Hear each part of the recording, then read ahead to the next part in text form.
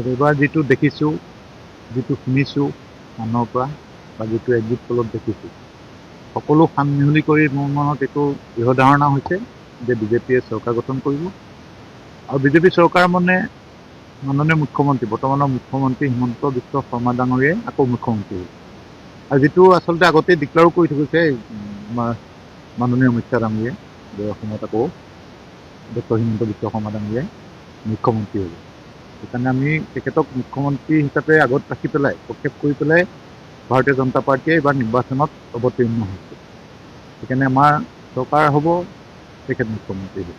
এইবাৰ যিটো দেখিছোঁ, যিটো শুনিছোঁ মানুহৰ পৰা বা যিটো এক্সিট পলত দেখিছোঁ, সকলো সান মিহলি কৰি মোৰ মনত এইটো দৃঢ় ধাৰণা হৈছে যে বিজেপিয়ে চৰকাৰ গঠন কৰিব। আৰু বিজেপি চৰকাৰ মানে মাননীয় মুখ্যমন্ত্ৰী, বৰ্তমানৰ মুখ্যমন্ত্ৰী হিমন্ত বিশ্ব শৰ্মা ডাঙৰীয়াই আকৌ মুখ্যমন্ত্ৰী হ'ব। আৰু যিটো আচলতে আগতেই ডিক্লেয়াৰো কৰি থৈ গৈছে আমাৰ মাননীয় অমিত শ্বাহ ডাঙৰীয়াই যে অসমত আকৌ ডক্টৰ হিমন্ত বিশ্ব শৰ্মা ডাঙৰীয়াই মুখ্যমন্ত্ৰী হ'ব। সেইকাৰণে আমি তেখেতক মুখ্যমন্ত্ৰী হিচাপে আগত ৰাখি পেলাই প্ৰক্ষেপ কৰি পেলাই ভাৰতীয় জনতা পাৰ্টীয়ে এইবাৰ নিৰ্বাচনত অৱতীৰ্ণ হৈছে। সেইকাৰণে আমাৰ চৰকাৰ হ'ব, তেখেত মুখ্যমন্ত্ৰী হ'ব। এইবাৰ যিটো দেখিছোঁ, যিটো শুনিছোঁ মানুহৰ পৰা বা যিটো এক্সিট পলত দেখিছোঁ, সকলো সান মিহলি কৰি মোৰ মনত এইটো দৃঢ় ধাৰণা হৈছে যে বিজেপিয়ে চৰকাৰ গঠন কৰিব। আৰু বিজেপি চৰকাৰ মানে মাননীয় মুখ্যমন্ত্ৰী, বৰ্তমানৰ মুখ্যমন্ত্ৰী হিমন্ত বিশ্ব শৰ্মা ডাঙৰীয়াই আকৌ মুখ্যমন্ত্ৰী হ'ব।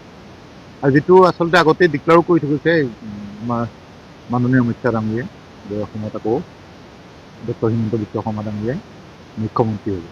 সেইকাৰণে আমি তেখেতক মুখ্যমন্ত্ৰী হিচাপে আগত ৰাখি পেলাই প্ৰক্ষেপ কৰি পেলাই ভাৰতীয় জনতা পাৰ্টীয়ে এইবাৰ নিৰ্বাচনত অৱতীৰ্ণ হৈছে। সেইকাৰণে আমাৰ চৰকাৰ হ'ব, তেখেত মুখ্যমন্ত্ৰী হ'ব। এইবাৰ যিটো দেখিছোঁ, যিটো শুনিছোঁ মানুহৰ পৰা বা যিটো এক্সিট পলত দেখিছোঁ, সকলো সান মিহলি কৰি মোৰ মনত এইটো দৃঢ় ধাৰণা হৈছে যে বিজেপিয়ে চৰকাৰ গঠন কৰিব। আৰু বিজেপি চৰকাৰ মানে মাননীয় মুখ্যমন্ত্ৰী, বৰ্তমানৰ মুখ্যমন্ত্ৰী হিমন্ত বিশ্ব শৰ্মা ডাঙৰীয়াই আকৌ মুখ্যমন্ত্ৰী হ'ব। আৰু যিটো আচলতে আগতেই ডিক্লেয়াৰো কৰি থৈ গৈছে আমাৰ মাননীয় অমিত শ্বাহ ডাঙৰীয়াই যে অসমত আকৌ ডক্টৰ হিমন্ত বিশ্ব শৰ্মা ডাঙৰীয়াই মুখ্যমন্ত্ৰী হ'ব।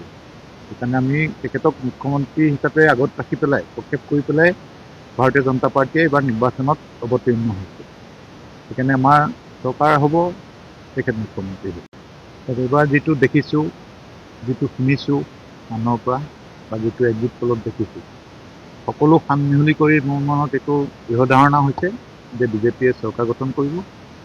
আৰু বিজেপি চৰকাৰ মানে মাননীয় মুখ্যমন্ত্ৰী, বৰ্তমানৰ মুখ্যমন্ত্ৰী হিমন্ত বিশ্ব শৰ্মা ডাঙৰীয়াই আকৌ মুখ্যমন্ত্ৰী হ'ব। আৰু যিটো আচলতে আগতেই ডিক্লেয়াৰো কৰি থৈ গৈছে আমাৰ মাননীয় অমিত শ্বাহ ডাঙৰীয়াই যে অসমত আকৌ ডক্টৰ হিমন্ত বিশ্ব শৰ্মা ডাঙৰীয়াই মুখ্যমন্ত্ৰী হ'ব। সেইকাৰণে আমি তেখেতক মুখ্যমন্ত্ৰী হিচাপে আগত ৰাখি পেলাই প্ৰক্ষেপ কৰি পেলাই ভাৰতীয় জনতা পাৰ্টীয়ে এইবাৰ নিৰ্বাচনত অৱতীৰ্ণ হৈছে। সেইকাৰণে আমাৰ চৰকাৰ হ'ব, তেখেত মুখ্যমন্ত্ৰী হ'ব। এইবাৰ যিটো দেখিছোঁ, যিটো শুনিছোঁ মানুহৰ পৰা বা যিটো এক্সিট পলত দেখিছোঁ, সকলো সান মিহলি কৰি মোৰ মনত এইটো দৃঢ় ধাৰণা হৈছে যে বিজেপিয়ে চৰকাৰ গঠন কৰিব। আৰু বিজেপি চৰকাৰ মানে মাননীয় মুখ্যমন্ত্ৰী, বৰ্তমানৰ মুখ্যমন্ত্ৰী হিমন্ত বিশ্ব শৰ্মা ডাঙৰীয়াই আকৌ মুখ্যমন্ত্ৰী হ'ব। আৰু যিটো আচলতে আগতেই ডিক্লেয়াৰো কৰি থৈ গৈছে আমাৰ মাননীয় অমিত শ্বাহ ডাঙৰীয়াই যে অসমত আকৌ ডক্টৰ হিমন্ত বিশ্ব শৰ্মা ডাঙৰীয়াই মুখ্যমন্ত্ৰী হ'ব। সেইকাৰণে আমি তেখেতক মুখ্যমন্ত্ৰী হিচাপে আগত ৰাখি পেলাই প্ৰক্ষেপ কৰি পেলাই ভাৰতীয় জনতা পাৰ্টীয়ে এইবাৰ নিৰ্বাচনত অৱতীৰ্ণ হৈছে। সেইকাৰণে আমাৰ চৰকাৰ হ'ব, তেখেত মুখ্যমন্ত্ৰী হ'ব।